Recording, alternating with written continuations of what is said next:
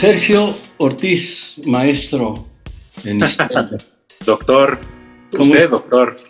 Gusto en verte y volver otra Igual. vez a ver. Sé que estás muy ocupado porque no sé si sepan nuestros, eh, iba a decir oyentes o teleaudiencia o como se llame ahora, sepan que Sergio está haciendo en ese momento una tesis muy complicada, muy interesante, porque ahora se nos va a graduar de doctor ya próximamente y está muy incluso déjenme decirles que ha sido invitado a ir a Montevideo, ¿verdad? Así es el coloquio que se organiza cada 2 años. Bueno, en esta ocasión hubo un retraso de 1 año. De hecho, la edición anterior se hizo en México, en el Instituto Mora, donde yo estudio. Fue la sede. Se llama el coloquio Pensar las derechas en América Latina. Así se llama, Coloquio Internacional, Pensar las derechas en América Latina. El ángulo, pues sobre todo es historiográfico, pero bueno, también viendo este contexto tan caótico, tan complejo, pues se traslada casi siempre la discusión, ¿no? Las mesas que se van armando no solo son sobre épocas pasadas, ¿no? Sobre todo del siglo XX, sino pues cuestiones que tienen que ver con la actualidad, ¿no? Con todo este mar de autoritarismos, de emergencias de derechas, de nuevas derechas. Entonces, pues es un tema interesante, sobre todo la discusión en torno a, pues por ejemplo, lo que es el fascismo, ¿no? Eso estaría interesante abordarlo si te parece el día de hoy, ¿no? En estos minutos que me regalas. No, no te me adelantes. Vamos a llegar a eso. Allá en Montevideo vas a presentar una ponencia. Así es. ¿Y de qué va la ponencia? Pues mira, voy a hacer una especie de resumen de las 2 investigaciones, digamos, las más grandes que he hecho, que consisten en la tesis de licenciatura y en la de maestría, de la que me gradué el año pasado. Entonces, pues en mi caso es las derechas en los medios de comunicación, la derecha empresarial mexicana en particular, ligada sobre todo al cine, sus implicaciones con el contexto de la Guerra Fría temprana. Estoy hablando de principios de los años 50. Hubo una, pues sí, como sabemos, bueno, muchos, luego es inadecuado generalizar, pero bueno, los medios de comunicación, sobre todo en México, que fue la vanguardia en América Latina, mucho el crecimiento tanto de la radio, el cine, la televisión, pues tuvo mucho que ver la alianza comercial estratégica con Estados Unidos, ¿no? Por ejemplo, tenemos el caso de Emilio Azcárraga Vidaurreta, el abuelo del actual, pues ya no sé ni qué puesto tenga en Televisa ahora, porque ha sido una cosa también turbulenta. Ha de decir este chico, la corrupción ya no la hacen como antes, ¿no? Entonces, bueno, estamos hablando del abuelo, que bueno, se sabe, hay un autor británico muy, muy conocido, Andrew Paxman, que hizo una biografía del tigre, que es el papá, digamos el de en medio, pero que aborda, digo, no solo es él, hay una bibliografía ya pues un tanto amplia de estas alianzas de los empresarios mexicanos, en particular la familia Azcárraga, con no solo con los empresarios estadounidenses de los medios de comunicación, sino con el gobierno norteamericano, ¿no? Para que fuera posible las concesiones tanto de radio, no tanto el cine más bien fue una cuestión más de know-how, ¿no? Y de inversión económica, y posteriormente la televisión. El hecho de que hayan sido punta de lanza de los medios de comunicación en América Latina tiene mucho que ver el hecho de que Estados Unidos estaba detrás, digamos, de esos esfuerzos, que no solamente eran intenciones de desarrollar el mercado de los medios de comunicación, sino también una tarea propagandística, ¿no? Ideológica y propagandística a través de los productos culturales, llámese radio, llámese películas. Y bueno, lo que yo abordé y de lo que voy a ir a hablar a Uruguay con los colegas que sobre todo de América Latina, ¿no? Estamos hablando de gente de Chile, de Brasil, de Argentina, de Uruguay evidentemente, Colombia también, México. Voy a hablarles de dos casos en particular. Uno, el de un proyecto fallido de caricaturas con propaganda anticomunista que fue elaborada, digamos, por medio de una maquila mexicana, ¿no? De dibujos animados, con capital estadounidense y sobre todo con el aval del Departamento de Estado norteamericano. La CIA también andaba detrás de ello. En alianza con Emilio Azcárraga Vidaurreta fundaron una compañía de dibujos animados. Al final, por distintas cuestiones, incluso de carácter comunicativo, como lo abordo en la tesis, esta falta de calidad, esta falta de pregnancia, ¿no? Es un término que pues a mí me ha servido mucho para estas cuestiones estéticas, narrativas, etcétera. Y fue un caso, digamos, fallido, ¿no? Por cuestiones tanto internas como externas. El segundo caso es más exitoso, bueno, es el caso de los noticieros cinematográficos, que bueno, la audiencia o nuestros televidentes o videovidentes o como nos llamemos, como podamos llamar a quienes nos van a ver este video en algún momento, pues son noticieros cinematográficos, son aquellos cortitos como tipo documentales, reportajes que pasaban antes de las películas en el cine. Estoy hablando de los años 30, 40, 50, todavía hasta los 70 había, ¿no? Fue un mercado importante, pero dentro de ello iba también esta parte del anticomunismo, ¿no? De una manera más efectiva, más sofisticada. No era una propaganda ramplona, ¿no? Con una visión desde Norteamérica o desde Estados Unidos, sino una cuestión ya interiorizada en la cual, a la par del nacionalismo, estoy hablando de la época de Miguel Alemán, una nueva visión nacionalista de dejar atrás, ya sabes, ¿no? Al cardenismo, a los revoltosos, y más bien alinearse con una visión ya modernizadora del país. Llegaban los civiles supuestamente pues a tomar las riendas del país después de mucho tiempo. Los militares empezaban a ser desplazados, por lo menos de manera visible, ¿verdad? Y entonces pues ese éxito pues culminó en que, bueno, hasta el día de hoy 80 años después seguimos encontrándonos con gente, con personas y con grupos que, a pesar de todo lo que ha ocurrido con el fin de la Guerra Fría, el fin del poder o de la influencia de la Unión Soviética, hay gente que sigue pensando, sigue creyendo que el comunismo está detrás de todo lo malo que le puede ocurrir al país o a la región, y están convencidísimos, ¿no? De que los gobiernos progresistas que tenemos hoy en día o que hemos tenido, pues son comunistas, ¿no? O sea, una cosa ahí. De hecho, de eso versa mucho estos coloquios, tratar de colocar al anticomunismo como una ideología o como simplemente pues un recurso discursivo, ¿no?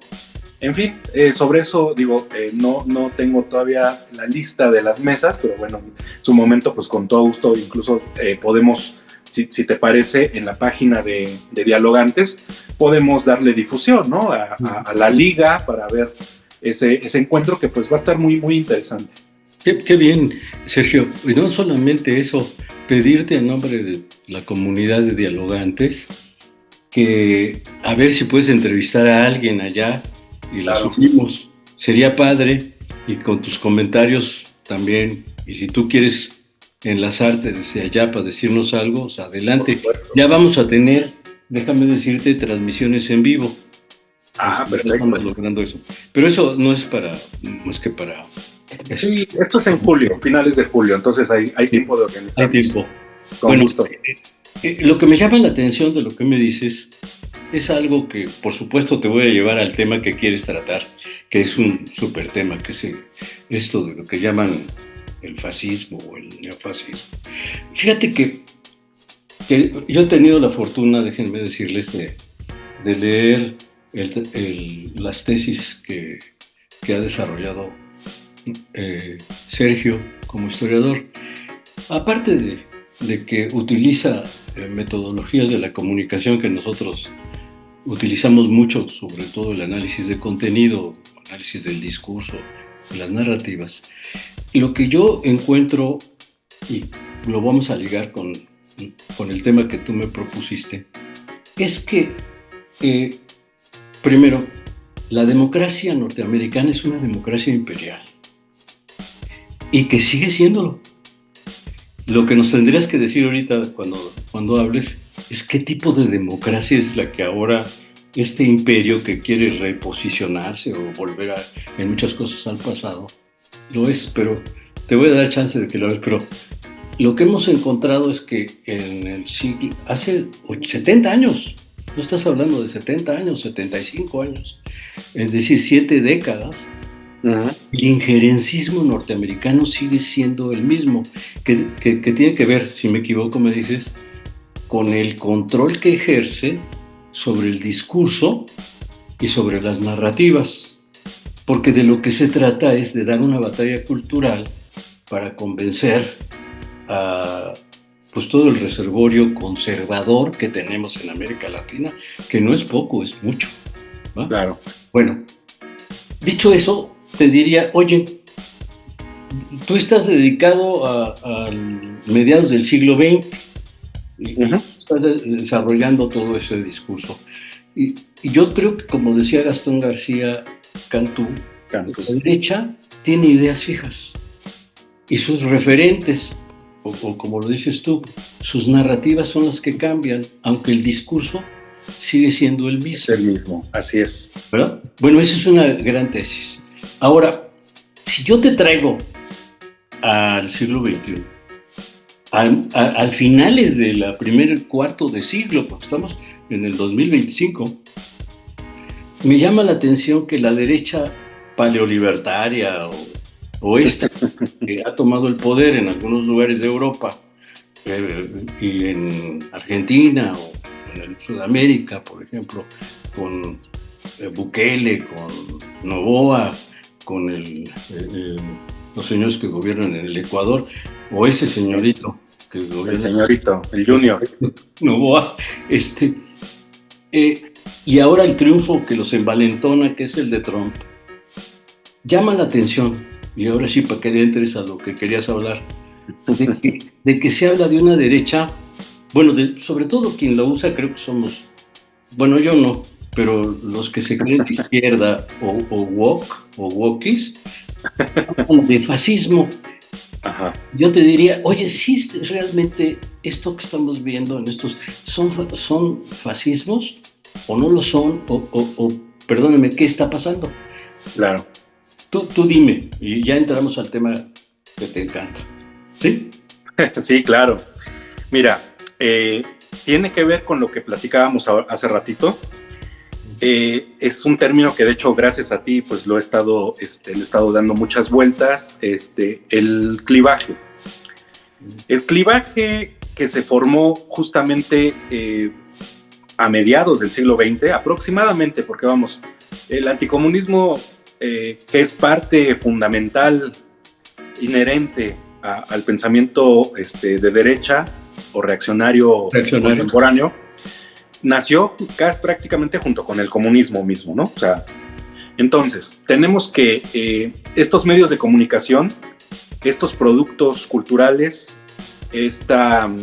pues sí, todo este lenguaje, pues fue exitoso, en realidad. Es algo que trasciende cualquier ideología, cualquier posición económica, ¿no? Podemos encontrar gente, pues, de escasos recursos que tiene un pensamiento reaccionario y anticomunista. No nos vamos a meter en Honduras para definir o tratar de discernir lo que ellos pueden entender o todos estos grupos pueden entender por anticomunismo, ¿no? O sea, es meterse en camisa de 700 varas, ¿no? O sea, es una cosa infinita.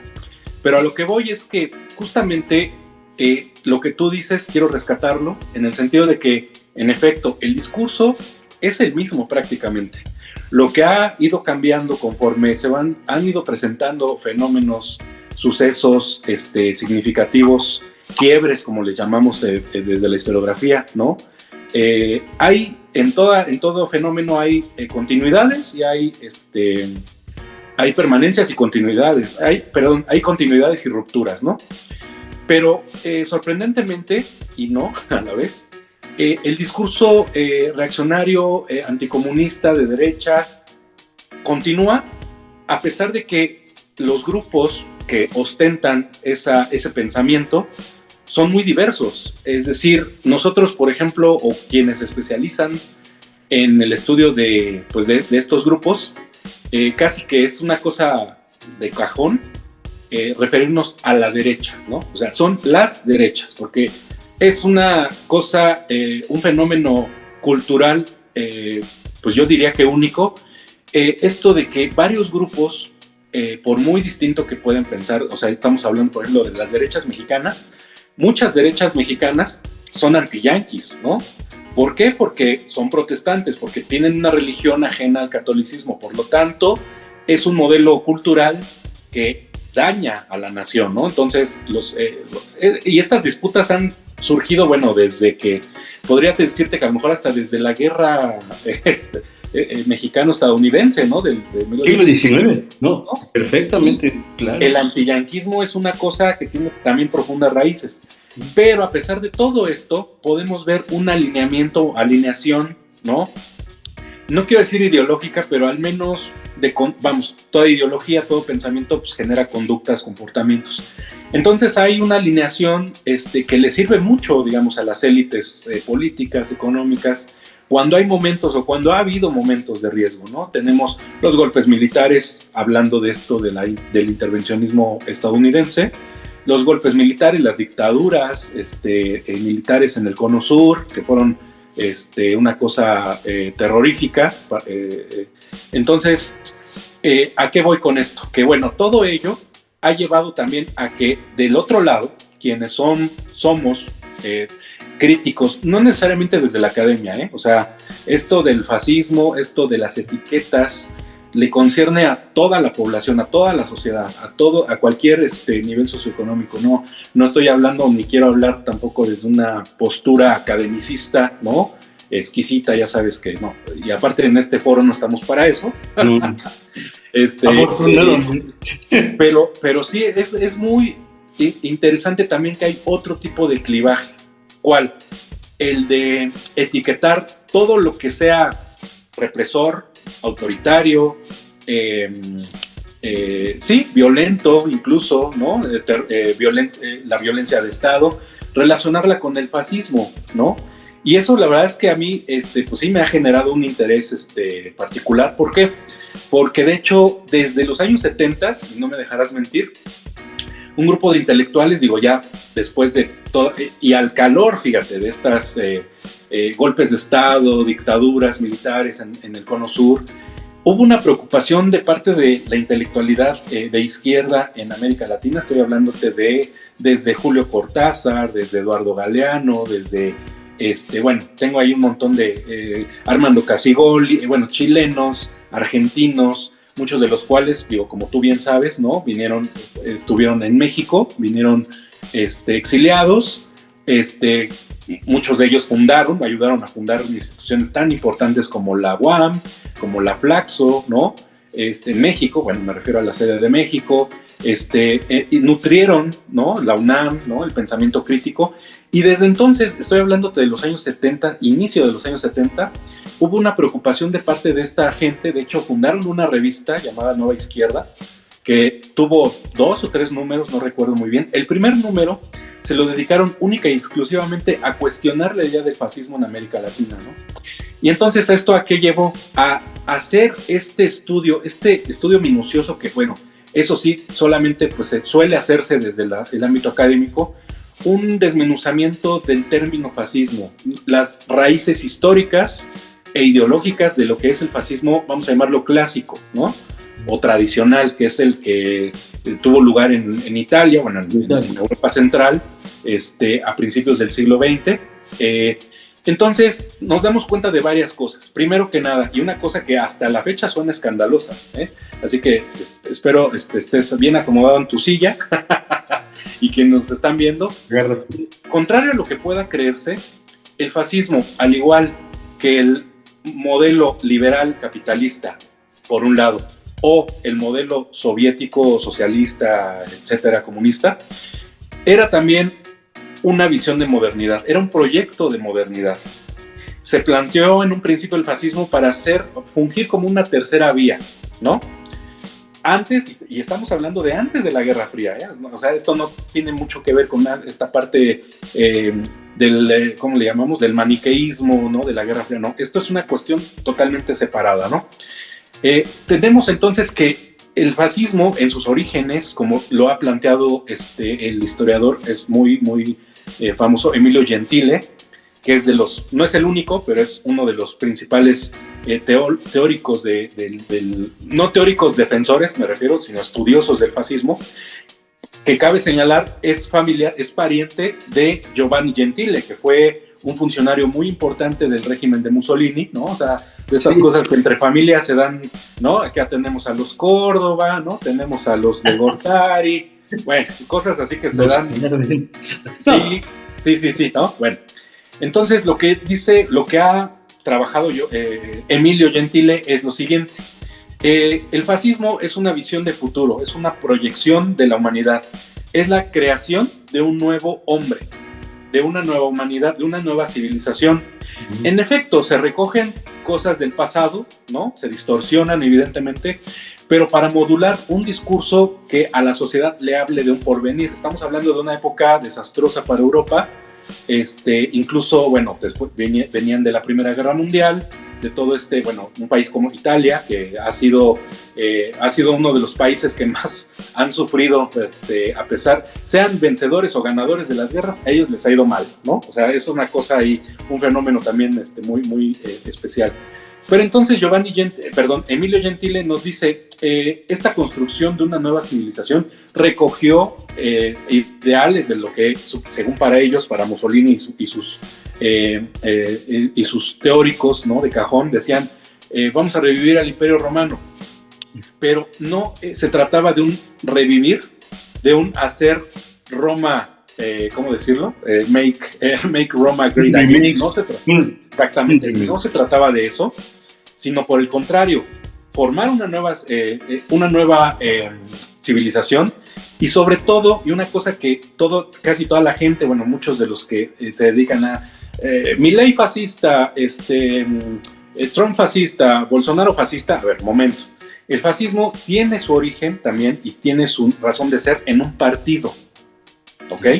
En un partido, en la pertenencia a un partido y sobre todo en el culto a un líder, que ahí es donde hay cosas que se retoman y entonces se usan para etiquetar, ¿no? Culto a Trump, pues en realidad no es tal, o sea, sí hay, obviamente, pues seguido como cualquier otro político populista, que no, el populismo, como tú bien sabes, no discrimina ideologías, posturas políticas, ni regiones geográficas, aunque a veces a los anglosajones les encanta decir que el populismo es el caldo de cultivo es América Latina. Es una falacia, ¿no? Que hay que empezar a derribar. Hace poco leí a una autora francesa, cuyo nombre no voy a decir mejor para no... que ella es estudiosa del fenómeno del chavismo en Venezuela. Ha vivido en Venezuela, vivió mucho tiempo en Venezuela, entre los dos gobiernos, tanto el de Chávez como el de Maduro, y ella se ha dedicado a hacer una crítica, un análisis, yo lo entrecomillo, etnocentrista desde mi punto de vista, ya ni siquiera eurocéntrico, sino etnocentrista, ¿no? Ella critica y se horroriza, ¿no?, de que la retórica política del chavismo recurra a elementos relacionados con la religión, ¿no? Es esta gente que cree que la secularización se cumplió a rajatabla en el mundo occidental, cosa que es totalmente falsa, ¿no? Yo le recordaba a una de a la clase donde expusimos la obra de esta académica, de que, a ver, Trump y cualquier otro presidente de Estados Unidos, cuando toman protesta como presidentes, lo hacen sobre una Biblia. Cuando hay un discurso de estos, ¿no?, ante la nación, etcétera, etcétera, se finaliza con la frase God bless America. God bless America, el in what we trust del dólar, etcétera, etcétera. Los parlamentarios británicos, cuando toman posesión, el primer ministro no, porque ese es otro tipo de vínculo, la reina lo designa y es un designio divino, por cierto, ¿no? Pero cuando los parlamentarios hacen esto de tomar el cargo, terminan con la frase y que Dios me ayude, ¿no? O sea, para dejar estas marañas de que aquí nada más no nos podemos desprender de nuestro pasado mágico propiciatorio, propio de una cosa anticivilizada, ¿no? O incivilizada, mejor dicho. Entonces hay que dejar de tener esa visión, ¿no? Bueno, volviendo al punto del fascismo, entonces tenemos que el fascismo tenía un sistema articulado económico de generar una parte, de que se generara la economía como un motor desde el Estado, ¿no? Entonces yo aquí me pregunto, Milei qué pitos toca, ¿no? O sea, Milei, Bolsonaro, por supuesto, o sea, es totalmente la antítesis de lo que el fascismo clásico, ¿no? Dictaba, o sigue dictando, vamos, porque pues esto de, y tú lo sabes muy bien, esto de cuando te dicen cosas de que sí, esto ya es una teoría obsoleta, ya es una cosa... Por favor, ¿no? O sea, estamos hablando de una ideología, de un modelo ideológico que dictó las pautas de lo que ocurrió durante por lo menos un siglo, ¿no? Y seguimos todavía con eso, ¿no? Entonces, bueno, pues... o sea, a ver, ahí me detengo. Sí. Para preguntarte, entonces, ¿es un abuso del término que no corresponde a lo que hacen Bolsonaro, Milei o Trump? Exactamente. ¿Ah? Exactamente. Eso nos lleva a que son de estos riesgos que se corren cuando se etiqueta con un concepto cualquier fenómeno, cualquier persona. Pasa como lo del populismo, ¿no? El decirlo genera que, bueno, empiece a crearse otra idea paralela a lo que realmente significa, y entonces el populismo termina siendo manejado como una especie de sistema de gobierno, cuando no es más que un estilo. Además nefasto, cuando no necesariamente lo es. Exactamente. ¿Y a qué vamos con lo del fascismo? A que entonces estamos ocupados gritándole fascistas a estos personajes o a estos grupos, porque esto no tiene que ver con la élite política nada más, estamos hablando también de personas, de grupos, ¿no?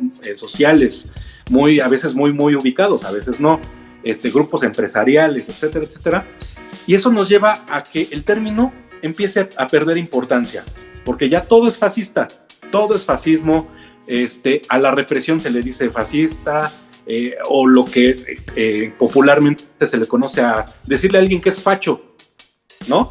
Dices, bueno, empieza a perder el sentido, y para nosotros, ahí sí vuelvo ya, digamos, a mi esfera, que la responsabilidad social que me parece que tenemos los historiadores y los científicos sociales es de poder explicar el acontecer, ¿no? Ofrecer pautas para poder entender lo que está sucediendo. Y entonces ahí es donde recae la responsabilidad de nosotros definir o redefinir o, digamos, volver a estos antecedentes para poder hacer un análisis más preciso.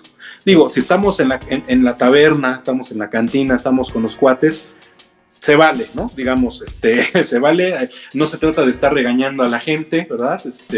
Corrigiendo y diciendo, no, es que lo que tú dices que es fascismo, no, pero desde la esfera, digamos, académica, hay que hacer que esto pueda permear, ¿no? Pueda permear y entonces poder identificar lo que es fascismo, lo que son las ultraderechas, porque es otra parte.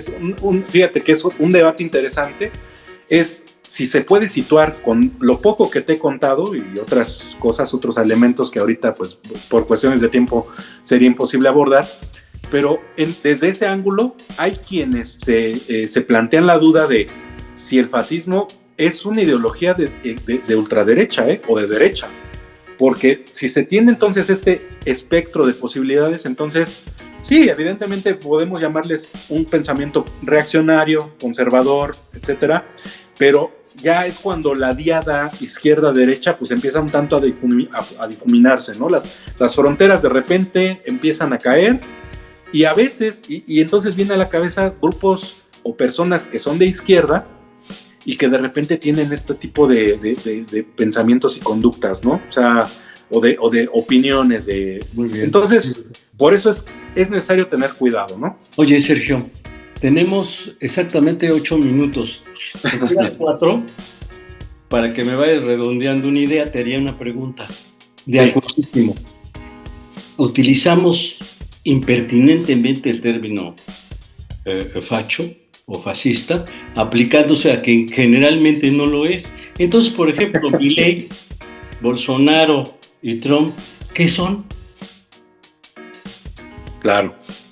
Yo tendría mi idea, pero ¿cuál es la tuya, la del historiador?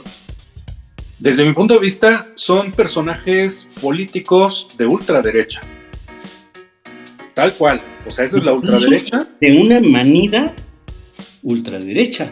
Claro, ¿sí? Claro. Que ni siquiera novedosa.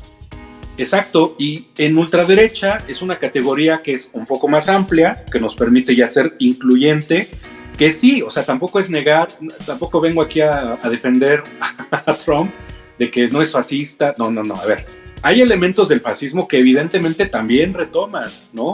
Estamos viendo, por ejemplo, que dentro del fascismo hay un rechazo hacia xenofóbico, ¿no? Racista, o sea, que de hecho también esa parte también es interesante, porque el fascismo en sus orígenes no era racista, ¿no?